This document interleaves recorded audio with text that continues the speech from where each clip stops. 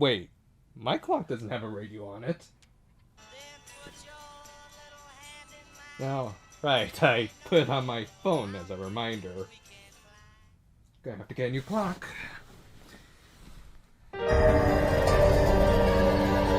So, after a ton of delays due to something that was kind of a big deal last year, Precure Miracle Leap was finally released in cinemas on Halloween of 2020. And thanks to some Chinese web rips, we managed to watch this before it was even released on Blu-ray. Hooray for questionable legality! Anyway, as always, the movie opened with some instructions by Nodoka and Asami?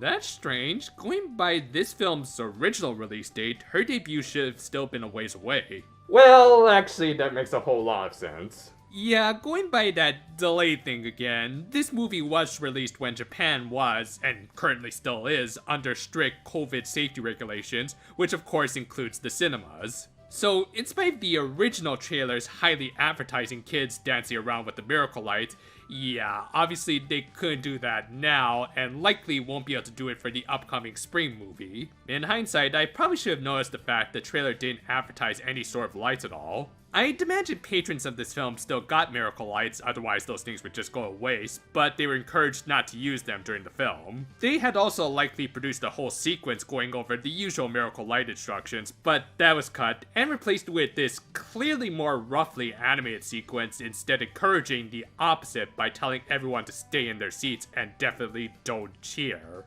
And since they were producing a new sequence, they probably just threw Asami in for the hell of it.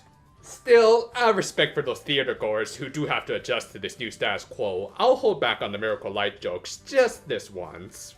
Anyway, the film proper opened with the healing animals hungry and were thinking about stealing a quick bite from the donuts Hinata's brother had bought for his sister and her friends. And they were swiftly punished for their gluttony. Oh good! For once, these films are encouraging healthy eating habits. That's not gonna last, is it?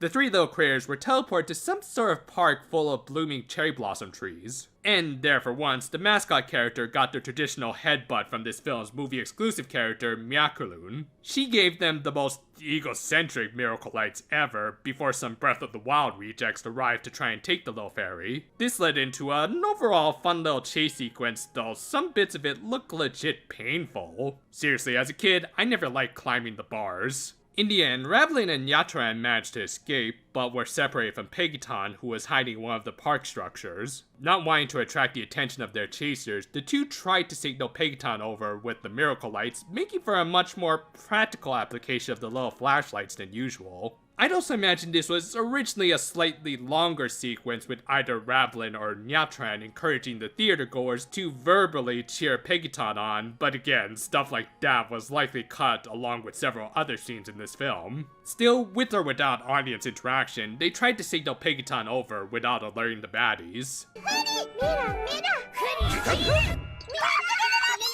I would say this is one of the worst stealth sequences I've ever seen, but I've played Tales of the Abyss, that stupid forest. Eventually it seemed to work, but... Okay, that got legit laugh out of me. They were once again chased, and Miraculun tried to produce an escape for them, but only the healing animals managed to make it out. We then finally got this film's title card and opening theme, which turned out to be the Healing Goods series opening. I mean, I'm not complaining, it's an excellent song, but yeah, it does seem like they're doing away with the movie openings, which is a bit of a shame. To somewhat make up for that, they did play a full version of this great song by also showing the arrival of the two veteran teams, Hugto and Star Twinkle. Surprisingly, some of the animations from their openings match pretty well with a different season song. Though what was even more surprising were some random cameos from some pre-Hugto side characters. I actually kind of like this, especially as a bit of a compromise for the other series to let them get a little screen time without actually bringing in more than 3 Precure teams for one movie. Plus, and let's be realistic here, Katsuki was the real main heroine of Mahotsukai. Everyone began to move coincidentally at exactly 7:30, including Nodoka, who was just waking up. Yeah, I decided not to go with the Groundhog Day music that time. I'll explain where it's from at the end. But if you happen to know what it is already, then you, my friend, have my eternal respect.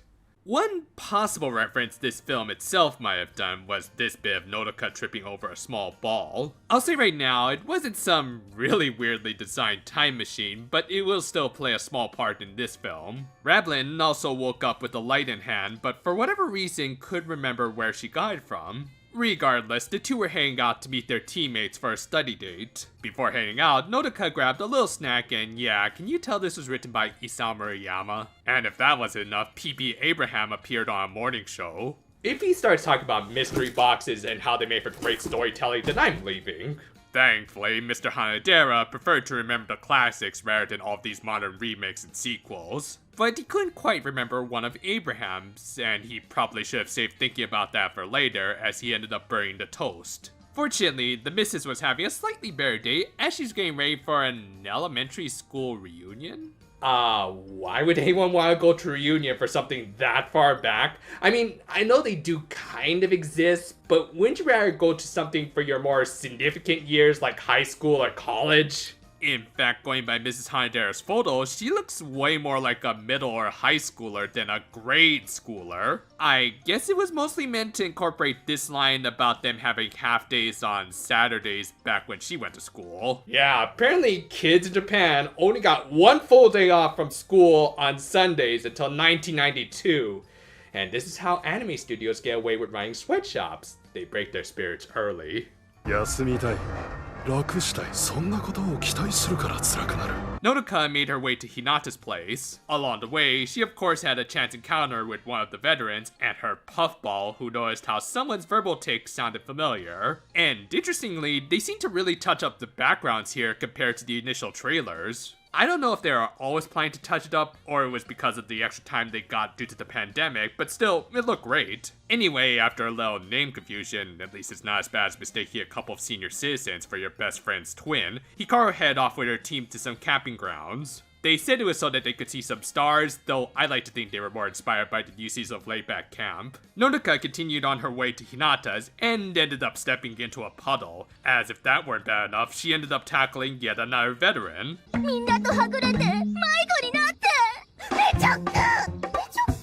Okay, Hana, could you sign over the rights to that catchphrase? Because Nodoka clearly says it better. Nodoka helped find her team and also introduced herself to them. I don't know why, but that exchange just really puts a smile on my face. And again, Nodoka parted ways with the vets, and during the last trek to Hinata, she proved exactly why she deserved the title of Precure. Hi, Truck-kun! Thankfully, there was no isekaiing or ghosting today as Nodoka saved the kid. At Hinata's, they discovered that all of the healing animals still had their lights, but also couldn't remember where they got them from. We also got a couple more random cameos that were pretty insignificant all things considered, at least compared to this line. Okay, y'all are starting to enter into Akiba Ranger territory. Also, was it Ohei Studios? From there, Hinata's brother came in with the donuts, and we pretty much reset it back to the beginning of the film, though this time, the little fairy came to them. She restored the healing animals' memories of her, as well as these guys. Proof positive that this app is pure evil. We also finally got to meet the big bad of this film, Refrain, and his sexy as all hell voice. Just give this guy a cigarette and or some stubble and everyone will fall in love with him. The Healing Good team transformed both to save their friends and their houses. Hey, can't fault her for having her priorities straight. They managed to fight his minions off at first, but some quick fusion dances gave them the advantage. This resulted in some of the best fights of this film, arguably second to maybe the finale. I especially like this bit of Chiu putting her high jumping to good use. However, like any good movie villain, Refrain was on final boss level, so the still newbie cures were quickly overwhelmed by him. Thus, they needed a little help.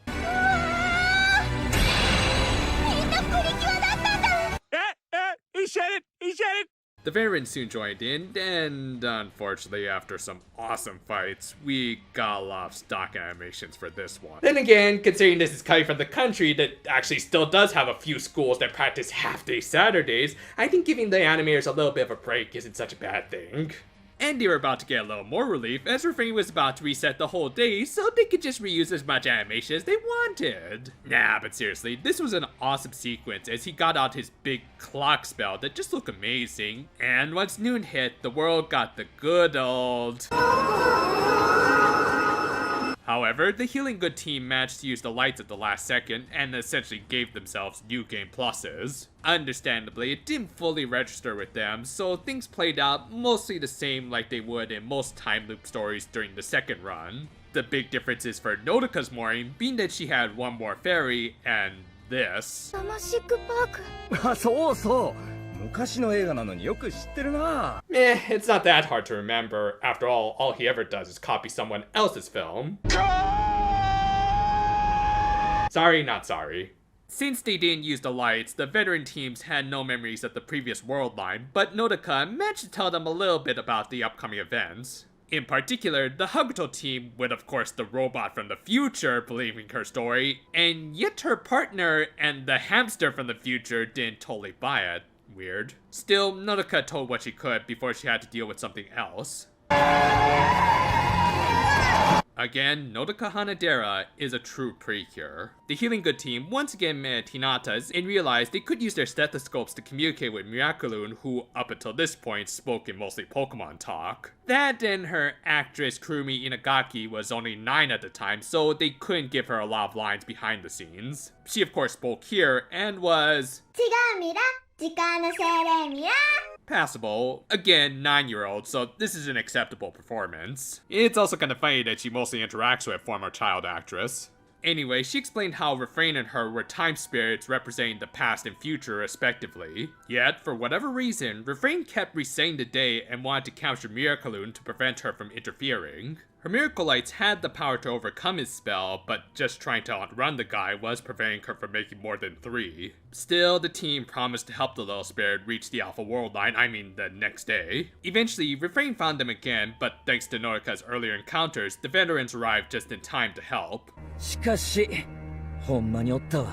時計に乗った男。 You say that as though you've never fought a whole corporation like that. They fought the villain once again, and unfortunately, it wasn't quite as good as the first battle, though justifiable as 1, Refrain also remembered the previous world line, and therefore knew all of their tricks, including the fact that it was better to isolate the cures and pick them off one by one. And 2, they were saving up for what's coming next, which is going to be great. And if anything else, the music here was excellent, so I don't mind a bit of a one-sided curb stomping. Still, Refrain was frustrated at how much they managed to resist him. すでに今日を98回繰り返しているんだ。 Oh, please, dude. Rika, Homer, and Nagato are scoffing at that number. He eventually captured Miraculun, much to Nodoka's despair. Realizing that the day would reset again once noon hit, the Precure quickly tried to figure out what their next course of action should be. The only clue they could work off of was where the healing animals originally met Miraculun, the park with the cherry blossoms, which, yeah, in Japan, that's a dime a dozen. And with only enough lights to ensure the Healing Good team would maintain their memories, all seemed truly lost. Yes, I know I've used this before, but I like Steins Gate, get used to it.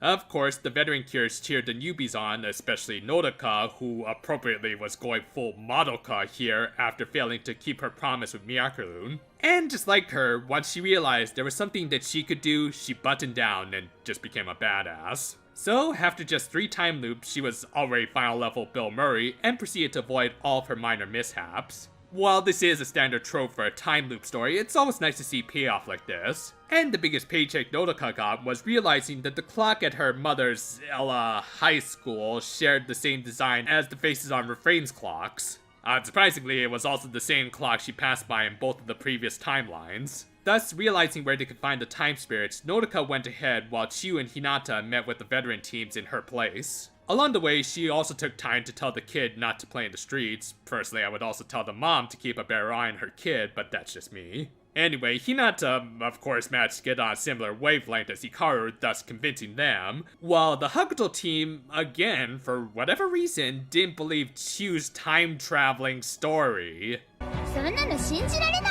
Emir, cut back on the rock. It's clearly rotting your brain. Fortunately, Nodoka probably gave her some good intel and managed to convince Ruru through statistics. That, and I'm pretty sure her other self is dealing with some time looping shenanigans. Meanwhile, Nodoka arrived at the school and sure enough was greeted by Refrain. He explained his motivations, which of course was just to preserve the good old days because that's kind of what you do when you're a villain in these kinds of stories. He specifically wanted to protect the old school building and clock that was likely on its final working days. It's a basic motivation for a villain who's more about his gimmick than his actual character. Not bad or anything, just kind of there.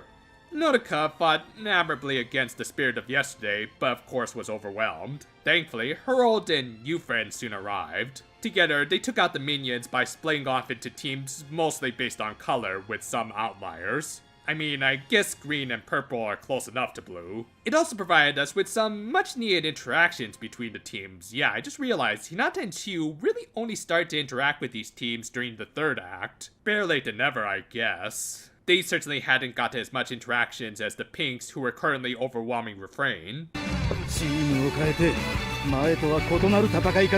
Changing up their tactics or getting better Sakuga? Same diff. Of course, like pretty much all of these movie villains, he entered into his one-winged angel form that, I'm not sure what that is. Is it a devil or maybe that thing from Nazca? Whatever he was strong and was using Miraculum as a battery. His attack destroyed the lights, meaning that they would lose their memories upon the next reset, and that they would just keep repeating for all eternity. Oh no, it's the ending to Magicano all over again! Fortunately, Miraculum also hated that ending, and I'm guessing managed to filter some of Refrain's powers into more lights. With that, they focused all of them onto Nodoka, giving her a new elemental bottle, plus a new form that she just kind of turned into. Yeah, I'm guessing there was likely a longer sequence that showed the entirety of the transformation, but again, that was likely cut as that probably would have involved more miracle light waving, which they couldn't encourage during this film. Regardless, her super miracle grace form, generic name aside, looked awesome and even came with its own insert song, Circle of Sakura by Rie Kitagawa. And while I could make an Ultimate Madoka reference here, between that awesome insert song and all that amazing Sakuga, all I'm seeing is Hibiki Tachibana. I have too many props.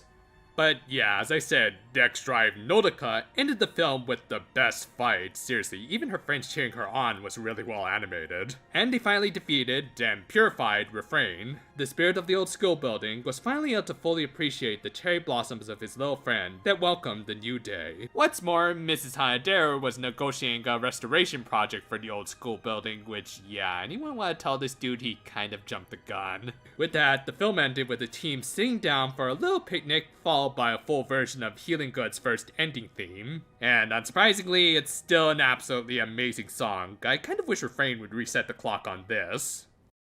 This was a surprisingly excellent movie. I mean, I wasn't expecting it to be bad or anything, but I also kind of thought it would be gutted because of the pandemic and the miracle light scenes needing to be reduced. And yet, they actually managed to make it all work and deliver a good time loop story with some excellent production values and not too many intrusive cameos, thankfully. Now, I say it's just a good time loop story because, to be frank, I've been kind of spoiled by some amazing tales, so I have pretty high standards. No fault of the film, obviously. I've just seen this sort of story a lot over the years. Just off the top of my head, I've seen Steins Gate, Higurashi, Mob Love Alternative, Madoka Magica, Groundhog Day, Kamen Rider Yuki, Kamen Rider Double, Kamen Rider Yongo, Haruhi's Endless Aid, The Girl Who Left Her Time, All You Need Is Kill / Enter Tomorrow, Happy Death Day, Cold Lyoko, Kira Major.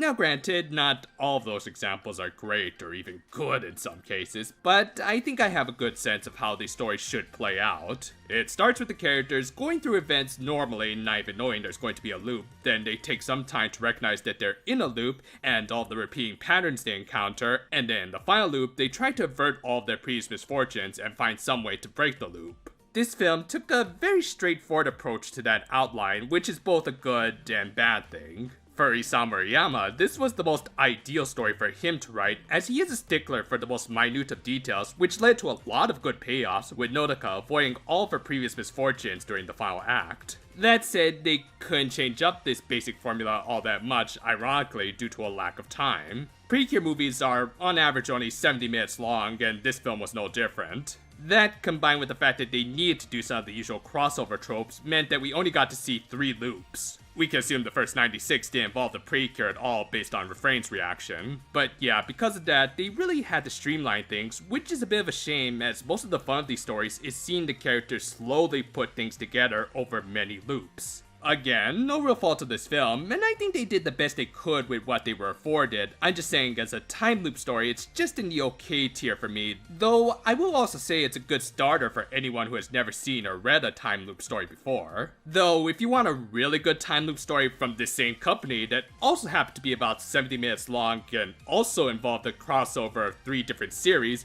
I highly recommend checking out Kamen Rider Yongo. That's where I got that song from earlier. Like this film, it's a fairly self-contained story, though it does help if you've seen the shows. And it tells a fantastic story of heroes overcoming some severe adversity that really helps to define their legacies, which on that note...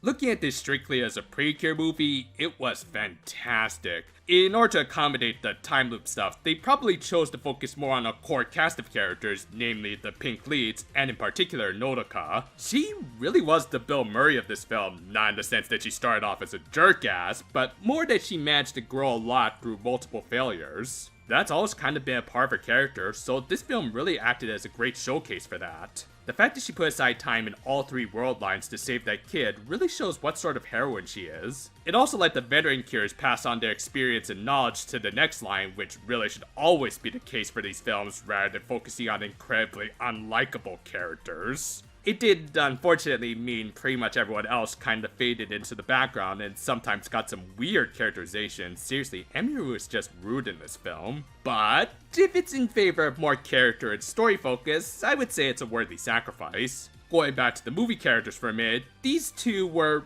fine. Miraculous didn't get a whole lot of characterization, as she didn't get a whole lot of lines, likely because they didn't want to give too much to a child actress. But Refrain was pretty cool. And while his motivations might have been a little predictable, I did kind of like the theming of his conflict with the little fairy. Miraculous was represented by cherry blossoms, the common sign of spring in Japan, which is often seen as the start of new beginnings. Refrain seemed like he never wanted to go beyond that new beginning because he knew that it would inevitably will lead to the end of that old school building and the memories it held. It's a fine tale that was mostly told to us at the end of the film, but still nice to piece together in retrospect. As for the technicals, I kind of think they speak for themselves. I mean, yeah, as I pointed out, there were fights that looked better than others, but they were justified, if only from a production and practicality standpoint. And as long as we got that final battle, then, well, the rest of the film could have looked like stick figures for all I care. The music by Shiho Terada continued to be god tier, especially some of Refrain's themes,